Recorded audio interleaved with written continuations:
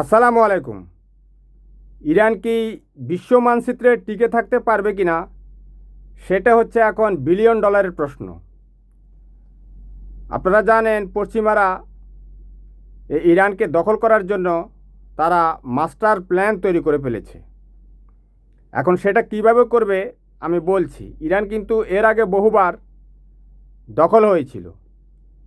খ্রিস্টপূর্ব 330 থেকে 334 খ্রিস্টাব্দের মধ্যে আলেকজান্ডার কিন্তু এই ইরান দখল করেছিল। এরপর ইসলামী যুগে খেলাফায়ে রাশিদুনের যুগে 633 থেকে 651 সালের মধ্যে ইরানকে একবার দখল করা হয়েছিল এবং সেই সময়ে ইরানের যে বর্তমানে যে ইসলামী সভ্যতা সেটা গড়ে উঠেছিল। এরপর মঙ্গোলিয়ার যে দুর্ধর্ষ জঙ্গি চেঙ্গিস খান এবং হালাগু খান তারা 1219 সাল থেকে 1258 সাল পর্যন্ত এই ইরানে কিন্তু দখল করে ব্যাপক ধ্বংসযজ্ঞ চালিয়েছে। আপনারা তো বুঝেন, একটা সভ্যতা কেউ যদি দখল করে, আর মঙ্গোলিয়ার হালাকু খান চেঙ্গিস খান এরা ছিল খুবই দুর্ধর্ষ এবং ভয়ঙ্কর। এরা মাটি দিয়ে পুতুল টুতুল বানিয়ে ওই নম নম ঢমঢম করতো আর কি, বুঝতে পারছেন? বাকিটা বললাম না, আপনারা বুঝে নিয়েন। এরা কিন্তু ওই মূর্তি পূজা করে, এই Hulagu Khan Genghis Khan group.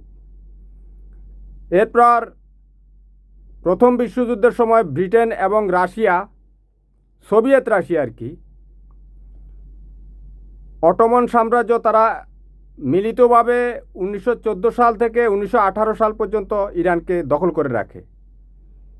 দ্বিতীয় বিশ্বযুদ্ধের সময় সোভিয়েত ইউনিয়ন, বর্তমান যেটা রাশিয়া রয়েছে, তারা এবং ব্রিটেন 1941 সাল থেকে এই ইরানকে দখল করে এবং দ্বিতীয় বিশ্বযুদ্ধের শেষ পর্যন্ত তারা ইরানকে দখল করে রেখেছিল।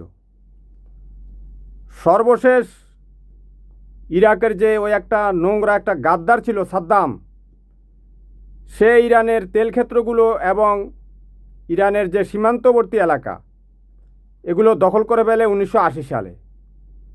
শেষে ইরানি বাহিনী তাদের যে শৌর্য বীর্য এবং বীরত্বের সাথে লড়াই করে 1982 সালের মধ্যে তারা সেটা আবার পুনর্দখল করে নেয়। এটা হচ্ছে ইরানের লড়াইয়ের যে বীরত্বগাথা, সেটা বারবারই ইরানি জাতি কিন্তু এই বিশ্বের বিভিন্ন সাম্রাজ্যবাদীদের দখলে গিয়েছে। এখনও ইরানকে সেই দখলের প্রচেষ্টা চলছে, কারণ হচ্ছে ইরানের মাটির নিচে পৃথিবীর শ্রেষ্ঠ সম্পদ যেটা তেল এবং গ্যাস, পেট্রোলিয়াম, সেটা রয়েছে। কারণ পশ্চিমারা হচ্ছে আধুনিক, পৃথিবীর সমস্ত প্রযুক্তি তাদের কাছে, তারা জানে পৃথিবীর বেশিরভাগ সম্পদ হচ্ছে ইরানের মাটির নিচে। অর্থাৎ যেই তেল ছাড়া পৃথিবী অচল, সেটাই কিন্তু ইরানের কাছে। ইরানের আয়তন 16 লক্ষ বর্গ কিলোমিটারের উপরে, বাংলাদেশের প্রায় 11-12টা দেশের সমান, বুঝতে পেরেছেন? এত বড় একটা দেশ। তো ইরানকে বারবারই, এবার তো ইরানকে বিভিন্নভাবে আপনারা জানেন কিভাবে তারা ধ্বংস করে দেওয়ার জন্য পশ্চিমা গোষ্ঠী, তাদের নাম বললে কিন্তু ভিডিও স্ট্রাইক দেয়, বুঝতে পেরেছেন? ভিডিও শেয়ার করে না। ওই যে হারামেরিকা আর ইসরায়েল, এই হারামেরিকা আর ইসরায়েল মিলে তারা কিন্তু এসেছিল ইরান দখল করার জন্য। কিন্তু ইরানে যে 1979 সালে একটা ইসলামী বিপ্লব ঘটেছিল, তাদের নেতারা তখন ভেবেছিল, বা তারা তো তাদের ইতিহাস সম্বন্ধে জানে, যে বারবারই তাদেরকে দখলের পায়ে তারা চলে। তখন থেকেই তারা কিন্তু এই আধুনিক বিজ্ঞান নিয়ে রিসার্চ করা শুরু করেছে। যদিও তারা বিমান বানাতে পারেনি, কিন্তু নিজেকে রক্ষা করার জন্য মোটামুটি প্রযুক্তি তারা আয়ত্তে এনেছে। আপনারা দেখেছেন তারা হাজার হাজার ক্ষেপণাস্ত্র ব্যবহার করেছে, যেটা তাদের নিজস্ব প্রযুক্তিতে। অর্থাৎ যাক আল্লাহ রহম করেছে, তাদের প্রচেষ্টা ছিল, দেশপ্রেম ছিল, মেধা ছিল, তাদের প্রজ্ঞা ছিল, এবং তারা সততার সাথে কিন্তু দেশকে ভালোবেসেছে। এ কারণেই তারা বিশ্বের দুইটা পরাশক্তিকে ঠেকিয়ে দিতে পেরেছে। নিজেকে পুরোপুরি রক্ষা করতে না পারলেও এখন পর্যন্ত তারা ঠেকিয়ে রাখতে সক্ষম হয়েছে। তবে এই ঠেকানোটা কতটুকু সম্ভব হবে সেটা হচ্ছে বিলিয়ন ডলারের প্রশ্ন। গত কিছুদিন আগেও, অর্থাৎ ইসরায়েলি বাহিনী যখন ইরানে হামলা করেছিল, তারা কিন্তু ইরাকের পশ্চিমাঞ্চলের মরুভূমি দিয়েও ঢোকার চেষ্টা করেছিল। একটা কন্টেন্টে দেখা গিয়েছিল যে ইরানি বা ইরানকে দখল করার জন্য ইসরায়েলিরা যখন এই ইরাকের পশ্চিমাঞ্চলের মরুভূমি দিয়ে ঢুকতে গিয়েছিল, তখন নাকি এই ইরাকি সৈন্যরা ইসরায়েলি বাহিনীদেরকে ধরে পিটুনি দিয়েছে। এটা আসলে সর্বৈব একটা মিথ্যা কথা, ওই যে ভিউ বাড়ানোর জন্য। কথা বুঝতে পেরেছেন? এমন কিছুই ঘটেনি। কারণ ইসরায়েলি বাহিনীরা যদি পিটুনি কিছু খায়, সেটা তারা ফিলিস্তিনে খায়। এ পাথর টাথর মারে, সেটা ফিলিস্তিনিরা পারে। আর তারা যখন ইরানে রওনা করেছিল, তখন তাদের সর্বাধুনিক বিমান বাহিনী এবং তাদের যে বিশ্বের সেরা প্রযুক্তি, তারা সেটা নিয়ে গিয়েছিল। তারা ইরাকে ল্যান্ড করেনি, তারা পশ্চিম মরুভূমি দিয়ে ঢুকতে চেষ্টা করেছিল। তো ইরাকিরা যখন খবর পেয়েছে, তাদের জেনারেলরা, এই ইরাকেরও তো কিছু নেই, ইরাক তো সাদ্দাম হোসেন শেষ করে দিয়ে গেছে, বুঝতে পেরেছেন? ইরাকের বিমান বাহিনী নেই। বিমান কিন্তু পৃথিবীর সব বিমানই আমেরিকা বানায়। কথা বুঝতে পেরেছেন? ফ্রান্স বানায়, ব্রিটেন বানায়, এরা বানায়। ইউরোপের যে নেটোর, এরা কয়েকটা দেশ মিলে বানায়। আর ভারতে বানায় ছোট ছোটোগুলো আর কি, ওই যুদ্ধ করার জন্য। পাকিস্তানও বানায়, পাকিস্তান মনে হয় J-10C বানায় ওই চায়নার সহায়তায়। আর চায়না বানায়, রাশিয়া বানায়, এরা কয়েকটা দেশ বানায়। কারণ বিমানের ইঞ্জিন এত সূক্ষ্ম, এটা এত সহজ না। কারণ হাজার হাজার ডিগ্রি তাপমাত্রা এটা উৎপাদন করে। এটার যে ইঞ্জিন, যে পাখাটা ঘুরে, এটাকে কন্ট্রোল করা বা এটাকে আয়ত্তে আনা, এই প্রযুক্তি উদ্ভাবন করা খুবই দুঃসাধ্য একটা কাজ। শত শত বছর লেগে যেতে পারে। আপনারা জানেন, মার্কিন বিজ্ঞানী অলবিন রাইটস আর উইলবার রাইটস, তারা দুই ভাই সর্বপ্রথম বিমানের যে আমাদের ওই যে ডিজেল ইঞ্জিনের মতো বিমান বানিয়েছিল, সেই বিমান শত শত বছর পর রিসার্চের পর এখন এই পর্যায়ে এসেছে। তো আসি সেই ইরাকি বাহিনীরা আসলে কি ইসরায়েলি বাহিনীদেরকে পিটুনি দিয়েছে কিনা? আসলে না, এরকম কিছু ঘটেনি। ভিউ ব্যবসার জন্য মানুষ এগুলো করে আর কি।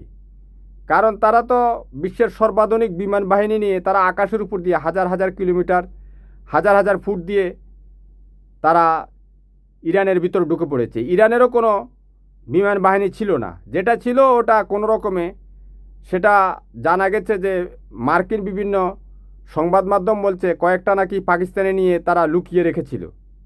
পাকিস্তান অস্বীকার করছে। ইরানের কাছে যে বিমানগুলো ছিল সেটা আসলে উড়াবার মতো না, কারণ সেগুলো মার্কিন বলে ফেলেছি। ও আমেরিকানদের কাছে, তাদের কাছে যে প্রযুক্তি রয়েছে, তাদের যে জিপিএস নেভিগেশন সিস্টেম রয়েছে, ওইটা আকাশে উড়ার সাথে সাথে ওদের রাডারে ওটা ধরা পড়বে, এবং ওটার স্পিড খুবই কম। ওটাকে খুব দ্রুতই তারা ওই ক্ষেপণাস্ত্র দিয়ে ওটাকে মাটিতে ফেলে দিতে সক্ষম। কথা বুঝতে পেরেছেন? তো এই যে সবচেয়ে সৌভাগ্যের বিষয় হচ্ছে, ইরানিরা সেই প্রযুক্তি উদ্ভাবন করতে না পারলেও বিমানের প্রযুক্তি যদি থাকতো তাহলে কিন্তু তারা ইসরায়েলে পৌঁছে যেতে পারত। ইরানিরা তো চোখ বন্ধ করে অর্থাৎ অন্ধকারের ঢিল ছুঁড়ে দিয়েছে। কিন্তু আপনার যখন বিমানের প্রযুক্তিটা হচ্ছে বিশ্বের সর্বাধুনিক প্রযুক্তি, অর্থাৎ আকাশের উপর দিয়ে আপনার কোথাও যেতে হলে আকাশের উপর দিয়ে খালি ঢেলে দিয়ে আসবেন। সেটা আমেরিকা আর ইসরায়েল সেটা তারা করেছে। ইরান বিভিন্ন সংবাদ মাধ্যমে তাদের যে তথ্য দিয়েছে, প্রায় তাদের $350 বিলিয়ন সম্পদের ক্ষতি হয়েছে। $350 বিলিয়ন। হাজার হাজার ক্ষেপণাস্ত্র তাদের দেশে মারা হয়েছে। বুঝতে পেরেছেন? 38 দিন না 39 দিনে ইরানিরা একটা ক্ষেপণাস্ত্রও তারা ভূপাতিত করতে পারেনি, কারণ সেই প্রযুক্তি তাদের কাছে নেই। কারণ সেই দেশটাকে অবরোধ দিয়ে, কারণ ইরানিদেরকে দখল করার জন্য আগে থেকেই তারা 50 বছর আগে মাস্টার প্ল্যান করে রেখেছে। ইরানের মাটির নিচের সম্পদ তারা নিয়ে যাবে, সেটা তারা প্ল্যান করে রেখেছে বহুত আগে থেকেই। বুঝতে পেরেছেন? তো সেই জন্য তারা অবরোধ দিয়ে রেখেছিল। তো ইরানিরা এরপরও শুধু চীনের সাথে কিছু ব্যবসা করতো আর কি, ওই যে তেল বিক্রি করতো। তো এক চীনের কাছে তেল বিক্রি করলে কোনো কিছু হবে? সারা বিশ্ব থেকে যে দেশটা একেবারে কোণঠাসা একঘরে হয়ে আছে, ইরান নামক দেশটা, ইরান এবং আফগানিস্তান, এই দুটি দেশ সারা বিশ্ব থেকে বিচ্ছিন্ন। এটা আপনাদেরকে মনে রাখবেন। এবং এই দুটি দেশই ইসলামী শাসনের নামে চলছে আর কি। তবে এই ইসলামী শাসন, আমি এটা সম্বন্ধে কিছু বলবো না, আপনারা ধারণা করে নিন। অর্থাৎ যে দুইটা দেশই ইসলামী শাসনের মধ্যে রয়েছে, সেই দুইটা দেশই পৃথিবীর সবচেয়ে দরিদ্র দেশ। কথা বুঝতে পেরেছেন? এক আফগানিস্তান, দুই ইরান। তো আপনারা ভাববেন, কথার অর্থগুলো, অন্তর্নিহিত তাৎপর্য বুঝতে চেষ্টা করবেন। আমাদেরকে ইসলাম তো থাকবেই, কিন্তু ইসলামের সাথে সাথে আপনি বিশ্ব থেকে বিচ্ছিন্ন হয়ে গেলে তো আপনি কি ইসলাম হবে? ইসলাম থাকবে আপনার ব্রেনে, আপনার কাজে কর্মে, মৌখিক স্বীকৃতি, আন্তরিক বিশ্বাস এবং আমলে সালিহ বা নেক কাজ। একজনকে ধরে যদি আমি পুরো দেশকে ধরে ইসলাম বানিয়ে দিই, তাহলে সেই দেশ কিন্তু বিশ্ব থেকে বিচ্ছিন্ন হয়ে যাবে। তুর্কি যে প্রেসিডেন্ট এরদোয়ান, সে কিন্তু কোরআনে হাফেজ, তার ইসলাম কিন্তু, সে কিন্তু বড় বড় জুব্বা পরে কিন্তু ঘুরে না, কোট টাই পরে ঘুরে। দেখেন মেধা। এবং তুর্কির যদি এই ভদ্রলোকও কিন্তু ইসলামপন্থী এরদোয়ান। এখন সে যদি ইসলামী শাসন কায়েম করে দিত, সারা বিশ্ব থেকে বিশ্বের সমস্ত সম্পদের 65% হচ্ছে আমেরিকা আর ইউরোপের কাছে। অর্থাৎ তারা যে বিশ্বের বিভিন্ন দেশ গত শত শত বছর আগে থেকে তারা কবজা করেছিল, বুঝতে পারছেন তো, দখল করেছিল, সেখান থেকে তারা সম্পদ নিয়ে এসেছে, সমস্ত সম্পদ তাদের কাছে। এখন তাদেরকে আপনি যদি এক পাশে রেখে দেন, তাহলে কি হবে এটা বুঝতে হবে। আমেরিকা বাংলাদেশের উপর কেন এত খবরদারি করতে পারে? কারণ বাংলাদেশের 10 লাখ গার্মেন্টস শ্রমিকের রিজিক হচ্ছে আমেরিকার হাতে। আমরা $7 বিলিয়ন গার্মেন্টস পণ্য রপ্তানি করি আমেরিকার কাছে। আমেরিকা যদি এটা বন্ধ করে দেয়, কালকেই দেখবেন আপনার মনে করেন এই নারায়ণগঞ্জে, টঙ্গীতে, গাজীপুরে সব জায়গায় বুখা মিছিল শুরু হয়ে গেছে। গার্মেন্টস কর্মীরা রাস্তায় নেমে ভাঙচুর করে সরকারকে একেবারে জয় বাংলা করে দিবে। বুঝতে পেরেছেন? তো এই জিনিসটা বারবার এগুলো তাদের কাছে আমরা কি করবো? আমরা তো গরিব দেশ। এখন আমরা যদি ইসলাম নিয়ে আসি, তো আমাদেরকে আমেরিকা এভাবে ধরবে, যেভাবে ইরানকে ধরেছে, যেভাবে আফগানিস্তানকে ধরেছে। আমেরিকা বুদ্ধি দিয়ে করে, কারণ পৃথিবীর পরাশক্তি সে। বুঝতে পেরেছেন? তো ওই কথা থেকে ওইখানে চলে গেলাম আর কি। তো আসলেই ইসরায়েলি বাহিনী ইরাকি বাহিনীর হাতে ধরা পড়েনি, ধরা পড়ার সম্ভাবনা একেবারেই নেই। তারা তো এত বোধাই না। বুঝতে পেরেছেন? বিশ্বের পরাশক্তি, জিপিএস নেভিগেশন নিয়ে চলে তারা। তারা আয়রন ডোম বানায়। আকাশে কোনো কিছু উড়ার সাথে সাথে অটোমেটিক কম্পিউটারে সেটাকে ওই যে রাডারের মাধ্যমে সেটাকে আইডেন্টিফাই করে, আবার আরেকটা প্রতিরোধ ক্ষেপণাস্ত্র সেখানে গিয়ে আঘাত করে সেটাকে মাটিতে নামিয়ে নেয়। এত বড় প্রযুক্তি থাকার পর, তাদের কাছে শত শত জঙ্গি বিমান থাকার পর, তারা ওই হেঁটে হেঁটে ইরাক দিয়ে মরুভূমির ভিতর দিয়ে পশ্চিমাঞ্চল দিয়ে ঢুকবে। ওই যে সমস্ত ওই বিভিন্ন আর্মির ট্রেনিং আছে না, ওই ট্রেনিংয়ের ওই ভিডিওগুলো ছোট ছোট করে কেটে পেস্ট করে দেয় আর কি, পেস্ট করে আর বলে, মিথ্যা বয়ান দেয় আর কি, মানুষকে ভুলভাল বোঝায়। তবে ইরানিদেরকে, ইরানের সৌভাগ্য, তাদের যে রাষ্ট্রীয় কাঠামো ছিল সেটা ছিল দেশপ্রেমিক। তারা দখল হয়নি, তবে তাদেরকে দখল করার জন্য এখন মাস্টার প্ল্যান করা হয়ে গেছে অলরেডি। এখন তারা নতুন প্ল্যানটা হচ্ছে হরমুজ প্রণালীতে আমেরিকা কিন্তু ওরা অবরোধ দিয়ে দিয়েছে। এই অবরোধের উদ্দেশ্য কি? ইরান থেকে কিন্তু বাংলাদেশ তেল কিনি না, অথচ বিশ্বের সেরা তেল রপ্তানিকারক দেশগুলোর মধ্যে হচ্ছে একটা ইরান। আমাদের দেশে যে একটা হারামি ছিল শেখ হাসিনা, সে কত কথা বলতো, হ্যাঁ মনে আছে আপনাদের? মদিনার শাসন সে চালু করবে, তার মদিনা হচ্ছে ভারত, বুঝতে পেরেছেন? ভারত কিন্তু তাদের এজেন্ট শেখ হাসিনাকে দিয়ে গত 15 বছর 6 মাস 7 মাস বাংলাদেশকে দখলে নিয়েছিল। এটা আপনাদেরকে মনে রাখতে হবে। আমাদের এই মানুষ দিয়ে তো ভারতের কোনো লাভ নেই, আমাদের মাটির নিচে তো তেমন সম্পদ নেই, এ কারণে ভারত আমাদেরকে দখল করেনি।